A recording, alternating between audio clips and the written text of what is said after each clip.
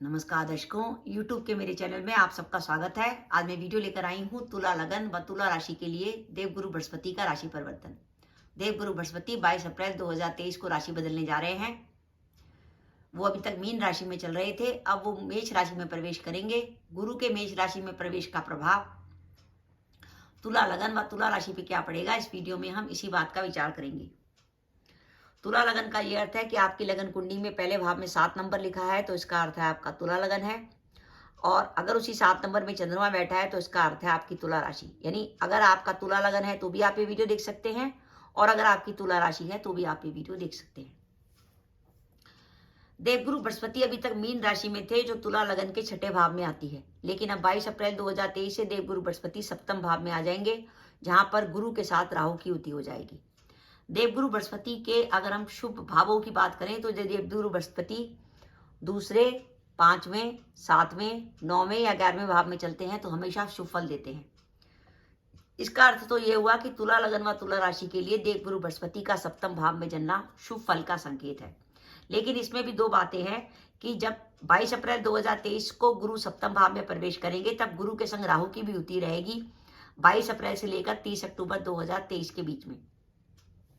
तो इस समय आपको गुरु की पॉजिटिविटी के साथ साथ राहु की कुछ नेगेटिविटी का सामना भी करना पड़ेगा। लेकिन उसके बाद जैसे ही राहु आपके सप्तम भाव को छोड़ के मीन राशि में चले जाएंगे तो आपको केवल गुरु की पॉजिटिविटी मिलेगी। आपको फिर 30 अक्टूबर से लेकर मई 2024 तक गुरु की पॉजिटिविटी ही बिल्कुल मिलनी है।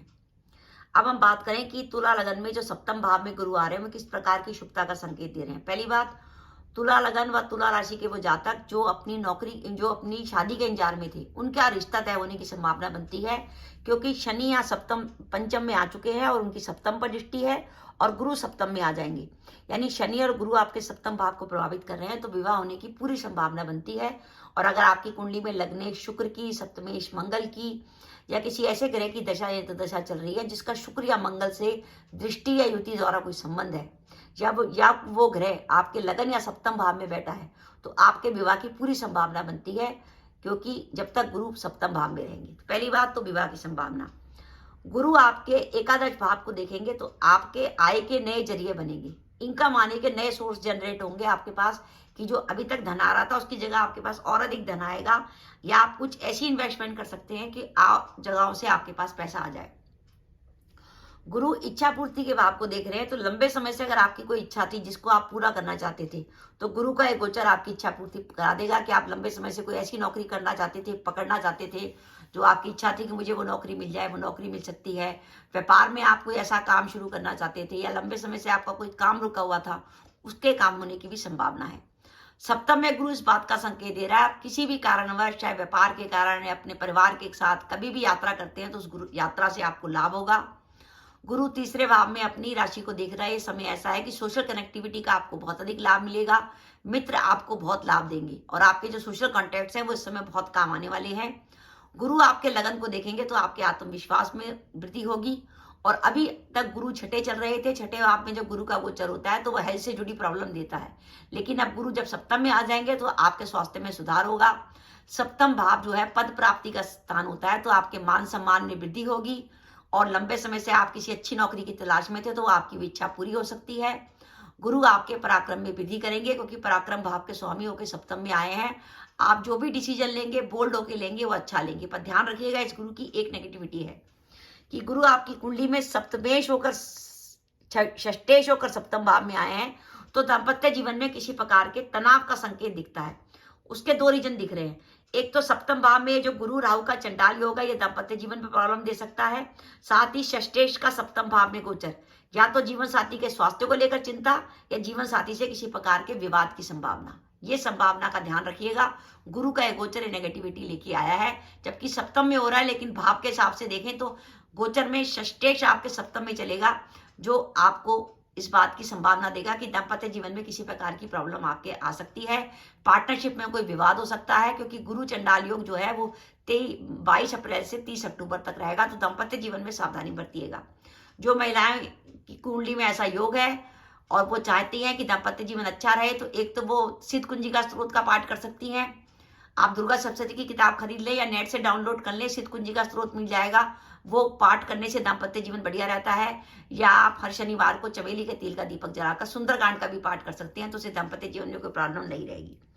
अब सप्तम भाव के राहु की बात करें तो सप्तम भाव का राहु भी दाम्पत्य जीवन में तनाव का संकेत दे रहा है, क्योंकि सप्तम भाव में गुरु और राहु का चंडाल योग बनेगा। जीवन साथी के स्वास्थ्य को लेकर भी चिंता हो सकती है। पार्टनरशिप में किसी प्रकार के विवाद का भी संकेत है।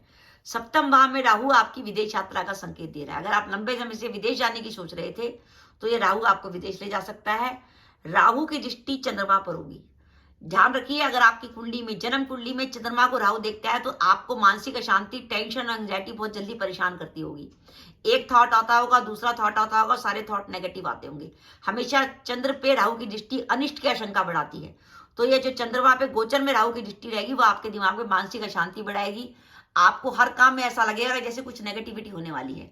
साथ ही कुछ भ्रम व गलतफहमी की स्थिति बनेगी कि आपस में किसी प्रकार के भ्रम होंगे, आप सामने वाले को समझ ही नहीं पाएंगे। इसलिए जब तक गुरु आपके सप्तम में चल रहे हैं, कम्युनिकेशन गैप मत रखिएगा। विशेषकर 22 अप्रैल से लेकर 30 अक्टूबर के बीच में, जब तक आपके सप्तम भाव में गुरु और राहु की युति है, किसी भी व्यक्ति से कम्युनिकेशन गैप मत रखिएगा।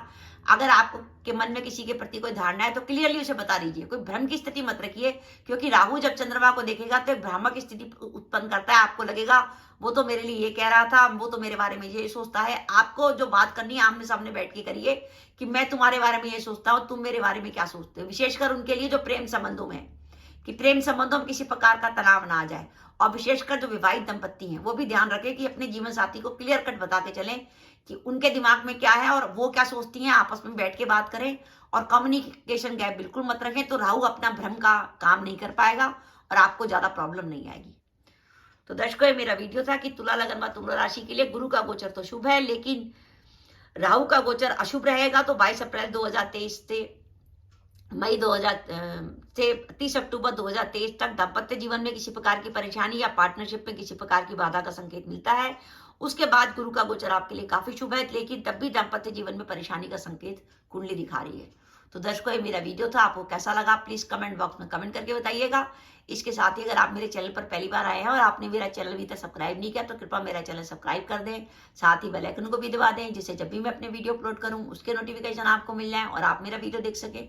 इसके साथ ही नमस्कार दर्शकों, जय माता दी।